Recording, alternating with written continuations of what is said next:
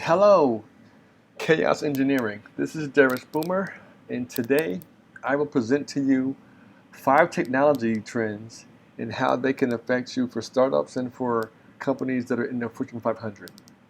I want to thank, first of all, Mark Polakowski for having me tonight, and I also want to thank the folks in Chaos Engineering in general. Thank you guys for having me as a speaker. So I'm going to start this presentation. Again, we're going to cover some hot tech topics out there for technology companies as far as technology themselves. Again, my name is Derris Boomer. Here's my information to contact me and my website. I will post my presentation on my website, and I'll make sure it's available to you guys also from the conference. So again, tonight's agenda, I'm going to talk about AI, IoT, machine learning, software as a service, and I'll also talk about big data.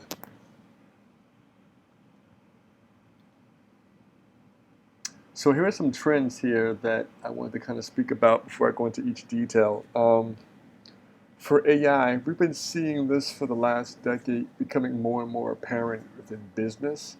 On the consumer side, it's definitely jumped leaps and bounds. Think about what's in your house. You have Google now has devices like Alexa in your home. You have smart homes now, smart thermostats, and all types of things happening on the consumer side. There are more things happening on the business side than the consumer side, and we'll get into that into some detail. For IoT, that's been growing. Think about how many devices are now enabled within your home, within your business. They're getting IP addresses, so that trend's going to continue here in the near future. Machine learning, we'll talk about that to some degree, what that means and how that's going to continue to be a hot topic for people, especially in the career market. I'll talk about SaaS and how that's changed the planet, in regards to the internet and with cloud computing and with the internet as a whole. The last thing I'm going to cover is the topic of big data, and we're going to kind of go into why that's really big in a hot job market as well. Now I have here a graph, and this graph talks about the total job openings by skill area for the last 12 months. This was a survey done the end of 2020. It was posted on Forbes magazine, and I thought it was a pretty interesting graph. First of all, it shows you here that the software dev that's happening, like that's number one. In software development methodologies, no matter what they are, whether it be Apple-based, PC-based, whatever it is, that's a hot commodity for a skill set for jobs. The thing I thought was kind of cool also that I'm going to talk to you guys tonight about cloud technologies, AI, machine learning, and NLP, that those are definitely growing. Cloud is still number 2 on this list. Number 3 is security. IT automation is getting big as well. At the very bottom here, it did have fintech, parallel computing, and quantum computing. So it's a small field, but it's growing. So if you're looking to jump on something new from scratch, definitely look into quantum computing and parallel computing as well. So the first thing we're going to cover tonight is artificial intelligence. And this is not the movie with the robots. We're not going to get into robots per se, but we'll talk a little bit about what is AI, what is machine learning, what is deep learning. And I want to go into this about the consumer side. Think about, as a consumer, how does AI affect your life today, if at all? And it probably does in more ways than you would think about it. I have a smartphone. I'm an Apple guy. So if I speak to my assistant, we all know her name, I won't say it because she'll come on. It can help me with my different applications within my smartphone. And if you're using an Alexa in your house or any other Android-based device, you can use those visual assistants. Well, that's an AI, right? If I can tell my AI to create a new calendar event for tomorrow night, it's using voice enablement to do that process for me. That's going to be a hot thing from the voice perspective. But think about AI within your other parts of your life. If it's in your car, or if it's in your gaming device, you're seeing AI all over the place.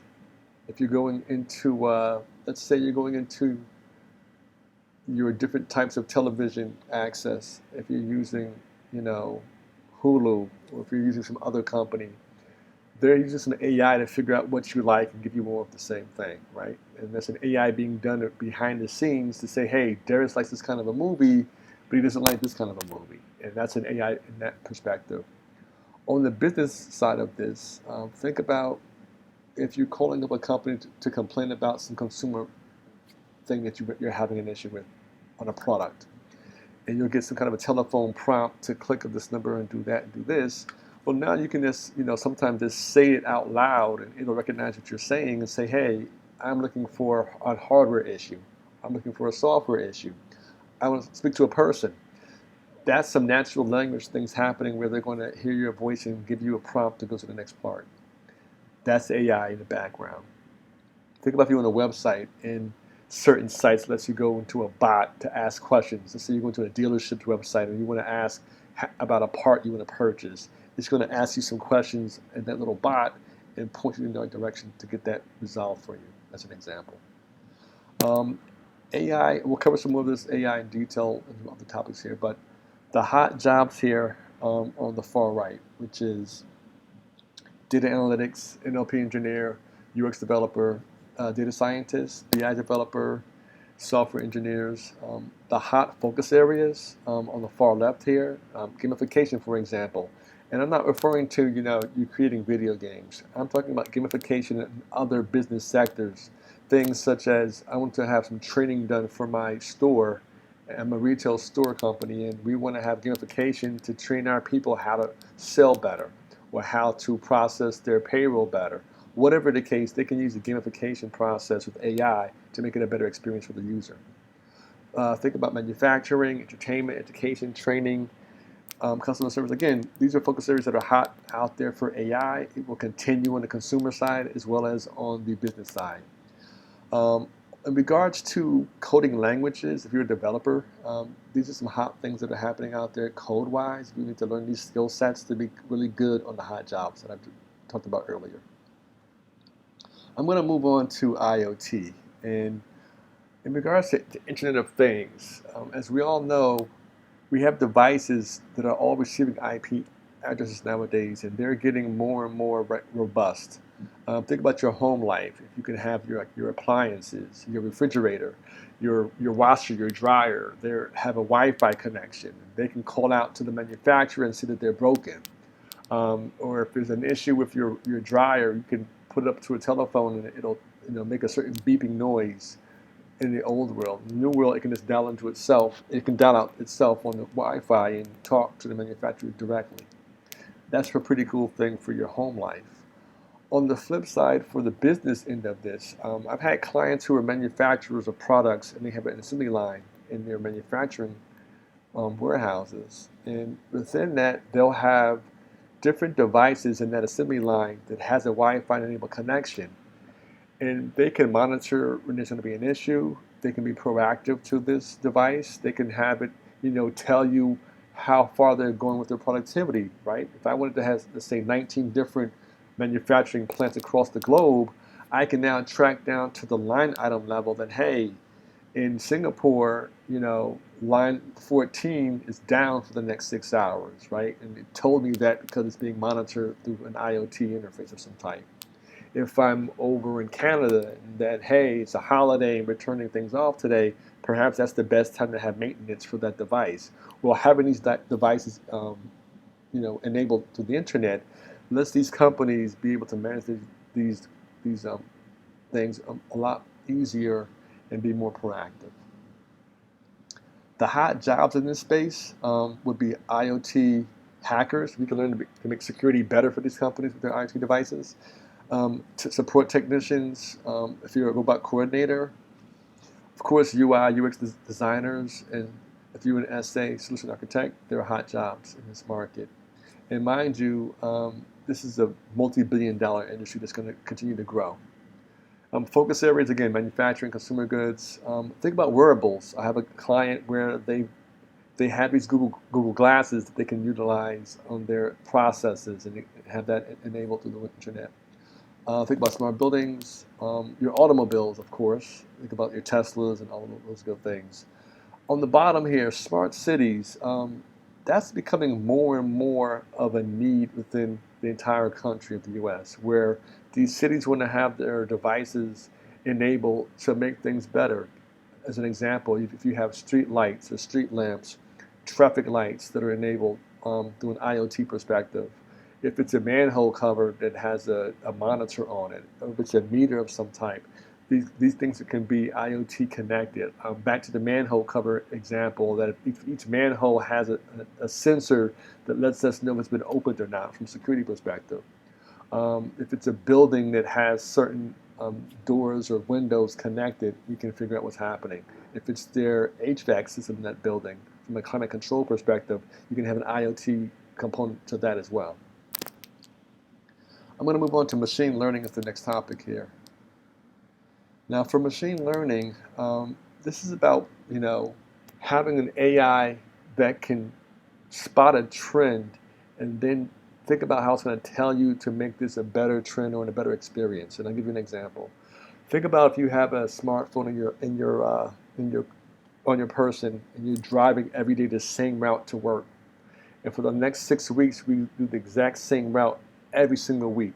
And during this route, we stop and get coffee at Starbucks. Or we stop every Wednesday to get gasoline at the same gas station. In my example, at some point, my smartphone is going to realize, hey, I'm seeing a trend here, that Derris always stops on Wednesday to get gas. He always stops for coffee at this intersection. At some point, my AI may say in my telephone, hey, you're by Starbucks, you want to go get something? Or it may say, hey, you didn't get gas today. Well, let's say I'm going to the gym every Saturday at 7 o'clock in the morning for the last 7 weekends. And now this weekend it's 8 o'clock and it goes, hey, you missed the gym, do you want to go? That's machine learning in my example, that it's seeing a trend of how I operate, how I do things, and how I move, the GPS system involved, and it can tell me a trend and make my life better. Hey, tomorrow's Saturday, gym. Hey, today's Wednesday, gasoline tomorrow? Should I change your route to work today? Like, that's the beauty of machine learning in my personal life. On the business side of this, you have companies who want to figure out, again, how to have trend analysis and have these machine learning algorithms make the lives better for their employees and or make a better process in general. Think about things such as a virtual assistant, virtual agents. Think about biometrics. Think about learning platforms. Think about, speech recognition. All of these things are a part of this, and the hot jobs in this space would be the following: machine learning engineers, computer scientists, AI programmers. There's an array of jobs that are out there in this space, and it's only going to continue to grow year in and year out. I'm going to move on to the topic of SaaS. And again, going back to the internet and cloud-based information, this is the model that we're all seeing, right? Where I can now purchase a certain software package, I can pay for it monthly or annually, and it's a much cheaper cost to me as a consumer because now I can access this software, this platform from any device that I have, whether it be a tablet or a smartphone or a traditional PC or laptop. I have access to this at all times. The best model of this is to think about Microsoft Office on your phone. It's on your tablet. It's on your laptop. You purchase the actual license to use that off of MS Office on the cloud, and you can now access MS Word and PowerPoint, all those good things from anywhere you want to on your device. On the flip side, for business, we're seeing that same model being utilized over and over again. A good example of that would be Salesforce.com. If you're having a sales team at your company, on the consumer side, think about the Xbox Live. You can now purchase these games and pay for them monthly, and that kind of a model for that process for yourself. Think about smart sheets to track your projects in your company. So this SaaS model is being utilized all over the place, whether it be AWS, and that trend will continue for certain. The hot jobs in this space, I will say on the far right here, a lead software developer, SaaS specialist, software engineers, software support engineers. It's a big thing happening. It's going to continue. And it's in two focus areas, right? Whether it's be business to consumer, again, back to the Xbox ideology or MS Office. If it's business to business, think about Salesforce.com and their competitors. Think about companies like Shopify, Zoom, Slack, HubSpot, Atlassian. If you're a Slack user, you can have that stream utilized for your business. If you're some club in your town, you can use Slack for that perspective. So, again, this is platform specific, but there are technologies in the background that will enable this. So if you're a developer, if you're a person that's going to roll this out, if you're going to support it as an administrator, this space is not going to slow down anytime soon. Our last topic in my speech for tonight is big data. And I said to you guys earlier that when we're saying big data, we're referring to like large amounts of data. Think about if you were a company that was collecting data since 1924 and now it's 2021 and they want to go back and see the history of their company and how they've used this data, if it's, in that example of historical data in large amounts versus, hey, we're the hottest company selling this software product and we have so many customers and we want to track that customer in great detail, where they came from, the demographics, how often it's being utilized, we're doing an upgrade for the software.